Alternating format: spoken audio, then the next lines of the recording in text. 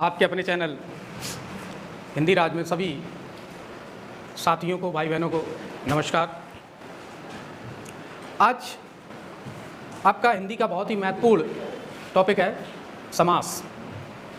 समास एक ऐसा आपका टॉपिक है जिससे कोई भी परीक्षा, कोई भी हिंदी का एग्ज़ाम है और वो हिंदी का एग्ज़ाम समास से वंचित नहीं रहता है।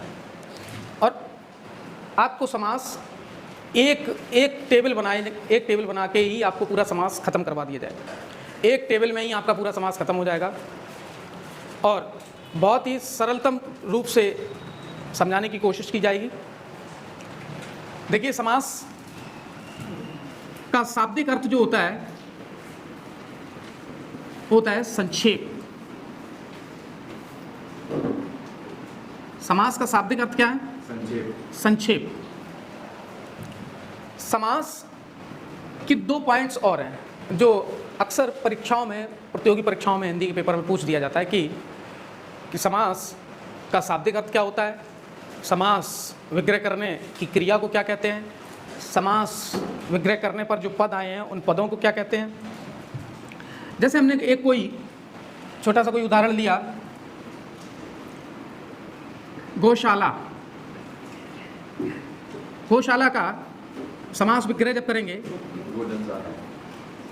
गौ धन गौ प्लस शाला, तो ये जो पद कहलाते हैं वो कहलाते हैं सामासिक पद। और इस समास विग्रह करने की क्रिया को कहते हैं, समास विग्रह करने की क्रिया क्या कहलाती है? व्यास। यहाँ समास से संबंधित तीन चीज़ें बहुत ही महत्वपूर्ण हैं। पहली आपकी है कि समास का शाब्दिक अर्थ क्या है? संक्षेप या संक्षिप्तीकरण। समास विग्रह से जो पद आते हैं तो उन समास विग्रह से जो पद आए हैं उन पदों को बोलते हैं सामासिक पद, और समास विग्रह करने की क्रिया को बोला जाता है व्यास। अब हम देखते हैं कि समास कौन कौन से होते हैं, कितने समास होते हैं।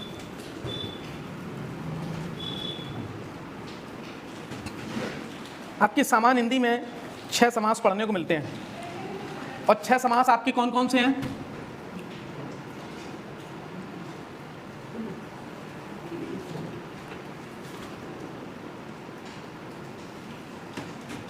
यहां हम लिखेंगे। पहला आपका है अव्ययी भाव, दूसरा आपका है तत्पुरुष, कर्मधारय,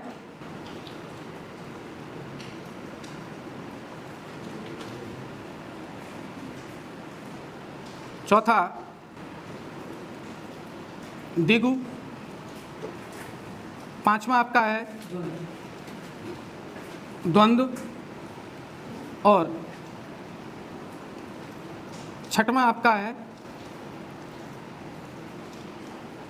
बहुव्रीहि।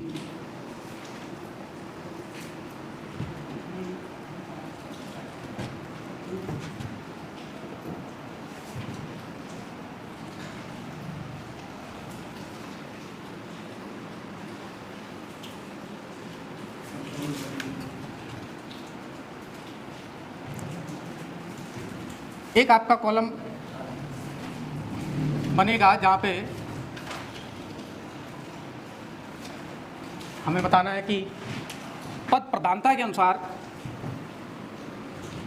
कौन सा समास का कौन सा पद प्रधान होता है और कौन सा पद अप्रधान होता है।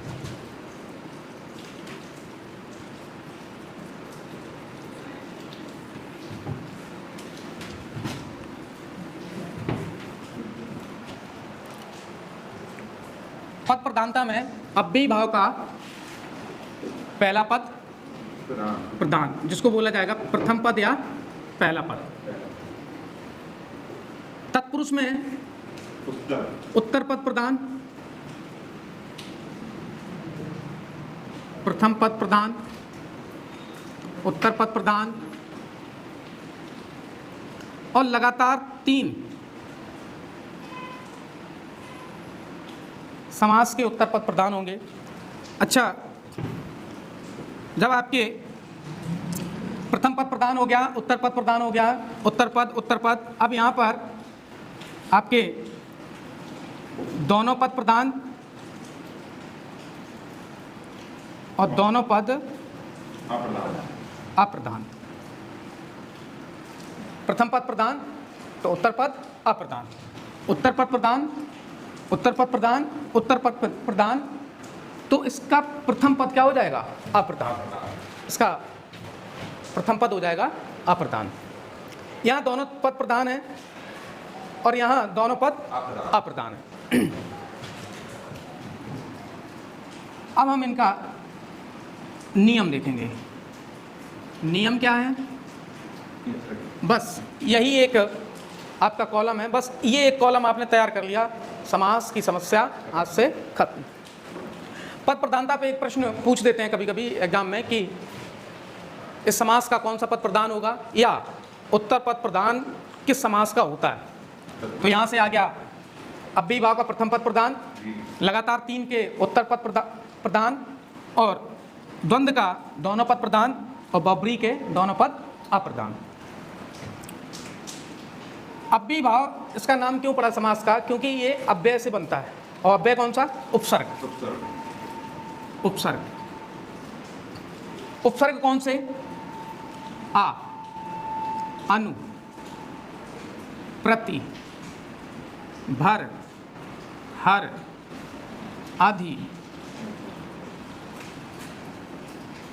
यथा, आदि, यथा, आदि। ये अगर उपसर्ग लग गए तो उपसर्ग कहाँ लगेंगे? शब्द के आगे। उपसर्ग कहाँ लगेंगे? शब्द के आगे। उदाहरण, आजन्म,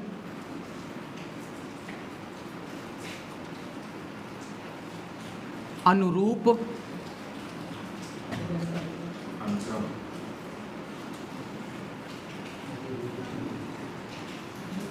प्रत्येक,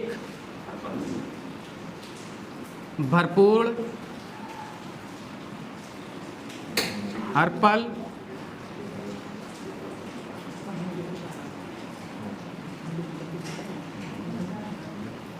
अध्ययन, यथा संभव, यथा शीघ्र। ये अगर आपके उपसर्ग लगे हुए हैं तो आपका क्या हो जाएगा? अव्ययी भाव समास। तत्पुरुष में क्या होगा? देखिए, समास विग्रह करने पर, समास विग्रह करने पर पदों के बीच कारक चिन्हों का आना। समास विग्रह करने पर कारक चिन्हों का आना, ये आपका होगा तत्पुरुष में, कि किसी हम शब्द का समास विग्रह कर रहे हैं तो उसमें क्या आना चाहिए? कारक चिन्ह। अब एक टेक्निक है, ये किताबों में नहीं लिखी होगी और ना ही ये कोई नियम है, बस ये है कि हम कैसे देख के बता दें कि इसमें कौन सा समास है, या इसमें तत्पुरुष समास अगर है तो उसमें हमें दिमाग ना लगाना पड़े, तो हम आसानी से बता सकें। अगर किसी शब्द के बाद, यानी कि प्रत्यय के रूप में आलय लगाओ, शाला लगाओ, हीन लगा है, मग्न लगा है, मुक्त, भ्रष्ट,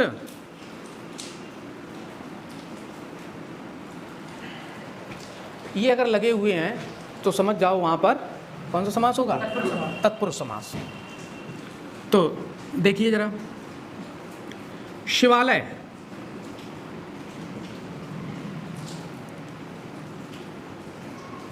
प्रयोगशाला,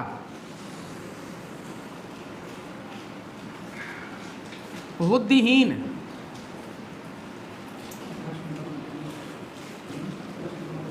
आनंदमग्न, ऋण मुक्त,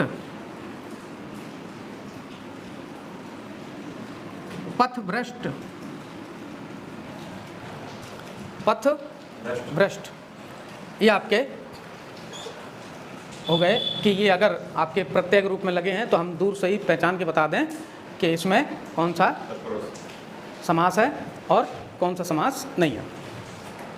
समास विग्रह करने पर जैसे मान लो गगनचुंबी, गगनचुंबी समास आ गया तो इसका विग्रह क्या होगा? गगन को चूमने वाला। समास विग्रह करने पर पदों के बीच में क्या आ गया? कारक चिन्ह। क्या आ गया? कारक चिन्ह। देश भक्ति, देश के लिए भक्ति। अभी इसमें हम समास के बारे में बता रहे हैं। समास कितने होते हैं, समास कौन सा कैसा समास होता है, ये हमारा समास का पहला पार्ट होगा वीडियो का। दूसरे पार्ट में हम तत्पुरुष समास को बिल्कुल वर्गीकृत करके और किस समास किस कारक चिन्ह के और किस कारक के कौन कौन से उदाहरण, क्या क्या उदाहरण होंगे, वो हम आपको तत्पुरुष में अलग से पढ़ाएंगे। वो हमारा समास का वीडियो नंबर 2 में आएगा। कर्मधारय में देखिए, कर्मधारय में सिर्फ आपको इतना अगर समझ गए, विशेषण और विशेष। कर्मधारय में बड़ी कन्फ्यूजन रहती है, लेकिन कर्मधारय में आपको इतना मात्र समझना है कि विशेषण और विशेष दो शब्द आपको वहाँ पे पहचानने हैं कि कौन सा शब्द हमारा विशेषण है और कौन सा शब्द विशेष है। विशेषण का मतलब जो विशेषता बता रहा है और विशेष का मतलब जिसकी विशेषता बताई जा रही है। जैसे कमल नयन, कमल के समान नयन। चंद्रमुख या चंद्रमुखी, चंद्रमा के समान मुख वाली स्त्री। और नीलकमल, नीला कमल। कमल का पर्यायवाची होता है उत्पल, यहीं से बनता है नीलोत्पल। क्या बनता है? नीलोत्पल। ये विशेषता बता रहा है, कमल तो है लेकिन कैसा? नीला। रंगबोधक, रंगबोधक, आकार बोधक, गुणबोधक, जो भी आपके विशेषण हैं तो विशेषता अगर बता रहे हैं तो वो आपका कर्मधारय हो जाएगा।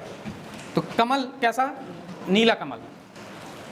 लाल मणि आ जाए, नीलमणि आ जाए तो इनमें सब में आपका होगा कर्मधारय। दिगु, दिगु समास में एक बहुत महत्वपूर्ण आपको एक चीज़ सीखनी पड़ेगी और बहुत साधारण सी बात है कि यहाँ पर एक चीज़ बहुत गलत होती है कि संख्यावाची देखते ही ये लगा देते हैं कि हाँ ये दिगु है। नहीं, दिगु समास में क्या होना चाहिए कि प्रथम पद संख्यावाची, प्रथम पद संख्यावाची, सिर्फ प्रथम पद संख्यावाची होना चाहिए। पूरा पद अगर संख्यावाची हो गया तो वहां दिगु नहीं होगा।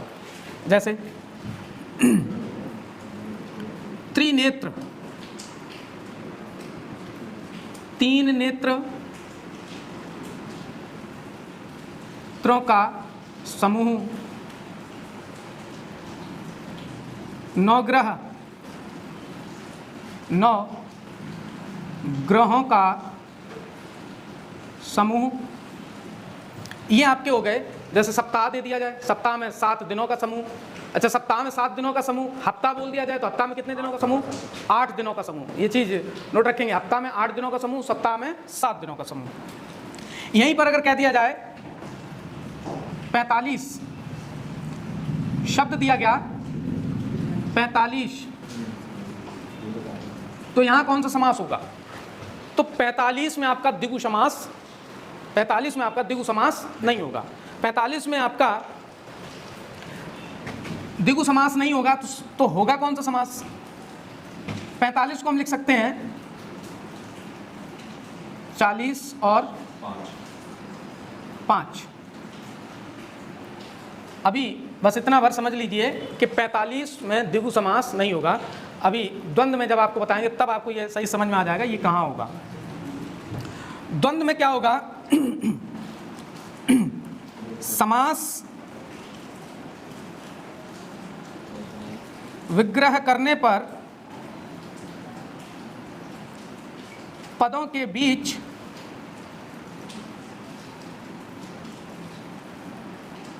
और या तथा का आना, और या तथा का आना, ये आपका हो जाएगा द्वंद्व में। तो एक और बहुत महत्वपूर्ण चीज है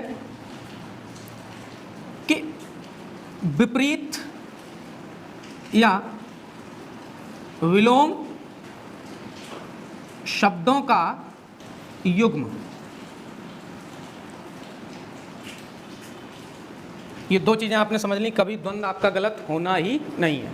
ये दो चीज़ आपने अगर समझ ली तो द्वंद्व कभी गलत ही नहीं होगा। कौन कौन सी दो चीज़? समास विग्रह करने पर पदों के बीच और या तथा का आना, और दूसरी है विलोम शब्दों का युग्म। अच्छा, किताबों में डेफिनेशन लिखी होती है कि समास किसी पद के बीच में अगर किसी शब्द में अगर योजक चिन्ह लगाए तो वहाँ द्वंद्व समास होगा। लेकिन कुछ शब्द ऐसे भी हैं जहाँ योजक चिन्ह होने के बावजूद भी आपका द्वंद्व समास नहीं होता है। जैसे आपका लिखा है बार बार, तो हम द्वंद्व की डेफिनेशन को योजक चिन्ह से तैयार नहीं करेंगे। हम तैयार करेंगे कि किसी शब्द का कि कोई भी आपका शब्द है तो उस शब्द को अगर हम समास विग्रह करें तो उनके बीच में और आ जाए या तथा आ जाए तो वहाँ पे होगा आपका द्वंद्व समास। जैसे बार बार है, बार बार में योजक चिन्ह आ रहा, लेकिन ये आपका द्वंद्व समास नहीं है। द्वंद्व नहीं है तो है कौन सा? बार बार को कहेंगे हर बार। ये कहाँ पहुँच जाएगा? अव्ययीभाव में। इसीलिए यहाँ हमने पहले से नहीं लिखा था हर बार। पल पल लिखा है तो पर्पल होगा हर पल। दिन दिन लिखा है तो होगा दिनों दिन। ये आपके समास कहाँ पहुँच जाएंगे? अव्ययीभाव। तो ये यहाँ पर नहीं होंगे। यहाँ होंगे कौन से? ये देखिए, जैसे लिखा है सीताराम। सीताराम में अगर इसका समास विग्रह करें तो क्या होगा? सीता और राम। और आ गया जी। और आ गया तो सीता और राम। विलोम शब्द युग्म गुण दोष, इसका भी गुण और दोष, ये विलोम शब्द युग्म। गुण दोष, अच्छा बुरा, पाप पुण्य, छोटा बड़ा, दिन रात, राजा रानी, माता पिता, भाई बहन, तन मन धन। तो तन मन धन में कौन सा समास? द्वंद्व। तन मन और धन, इसका समास विग्रह से होगा तन मन और धन। लास्ट आपका समास बचा हुआ है बहुब्री। तो बहुब्री समास में यहां बता देते हैं बहुब्री समास।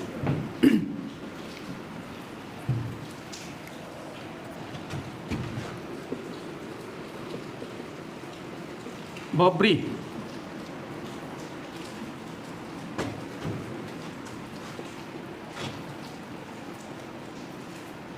दोनों पद आप प्रधान। नियम इसका है, एग्जाम में कभी कभी बहुब्री के बारे में ये भी पूछ लिया जाता है कि कौन से समास के दोनों पद मिलकर किसी तीसरे नए पद का निर्माण करते हैं। तो यही समास है बहुब्री, दोनों पद मिलकर किसी तीसरे नए पद का निर्माण करते हैं। और जो हमारी अपनी टेक्निक है पहचानने की कि बॉबरी यहाँ पे होगा या नहीं होगा, वो आप समझ लीजिए बहुत ही आसान है। बॉबरी में देवी देवताओं और राक्षसों के उपनाम, ये एक टेक्निक है। दूसरी टेक्निक है कि आनन अगर किसी शब्द में प्रत्यय के रूप में लगा मिल जाए, किसी शब्द में अगर आनन प्रत्यय के रूप में लगा मिल जाए तो वहाँ समझ जाना कौन सा समास, बॉबरी। आनन लगा मिल जाए, अंबर लगा मिल जाए। और एक चीज़ और, समास आपका ऐसा एक टॉपिक है, ऐसा चैप्टर है जिसमें एक्सेप्शनल चीज़ें भी बहुत हैं। ऐसा लो यहाँ पर हमने दे दिया पीताम्बर,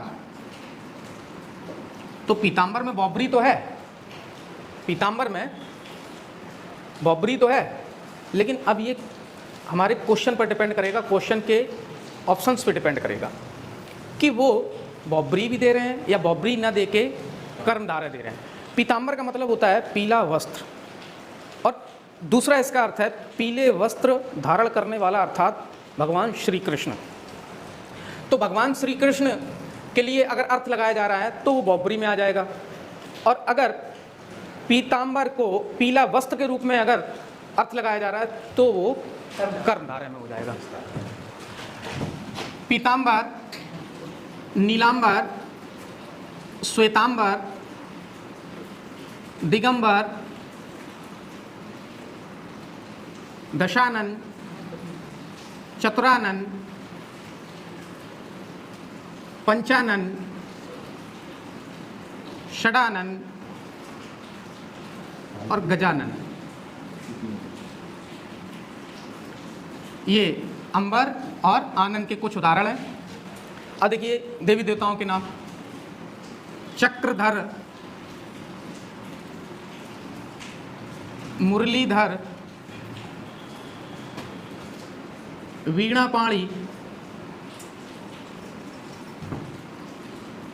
लंबोदर, वक्रतुंड,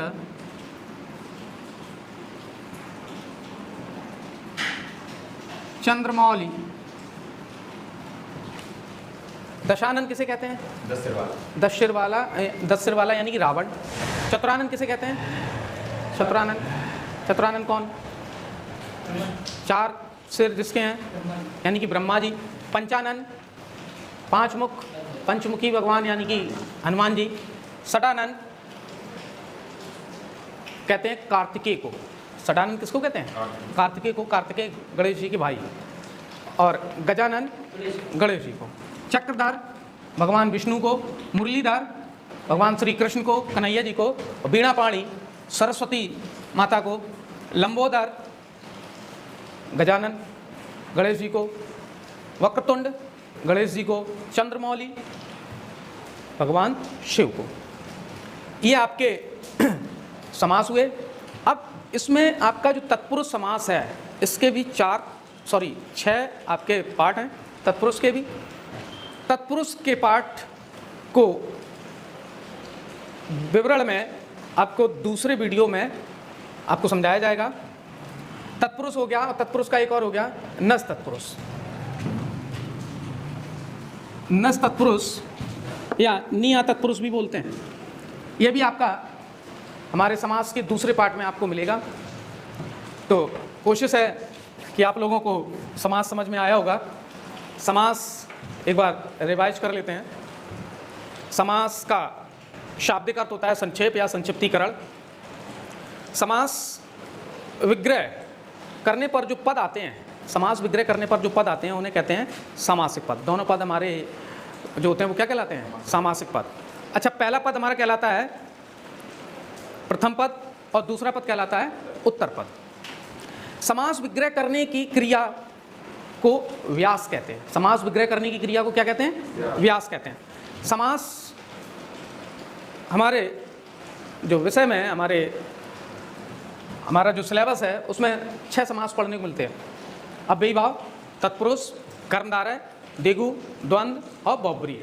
पद प्रधानता के अनुसार अव्ययी भाव का प्रथम पद प्रधान, इसके बाद लगातार 3 तत्पुरुष, कर्मधारय और दिगु इनके उत्तर पद प्रधान, द्वंद्व का दोनों पद प्रधान और बहुब्री के दोनों पद अप्रधान। बहुब्री का दोनों पद अप्रधान होते हैं, इसलिए दोनों पद मिलकर किसी तीसरे नए पद का निर्माण करते हैं। ये इतना आपका था। अब हमारे समास के दूसरे पार्ट में आपका तत्पुरुष का विवरण और तत्पुरुष का एक नज तत्पुरुष, और इस वीडियो को आपने बहुत ध्यानपूर्वक देखा, इसके लिए धन्यवाद। और अगर आपको समझ में आया है कि समास में हमें कुछ सीखने को मिला है, कुछ अच्छा लगा पढ़ने में, तो हमारे वीडियो को सब्सक्राइब करें, लाइक करें, कमेंट करें। धन्यवाद, नमस्कार।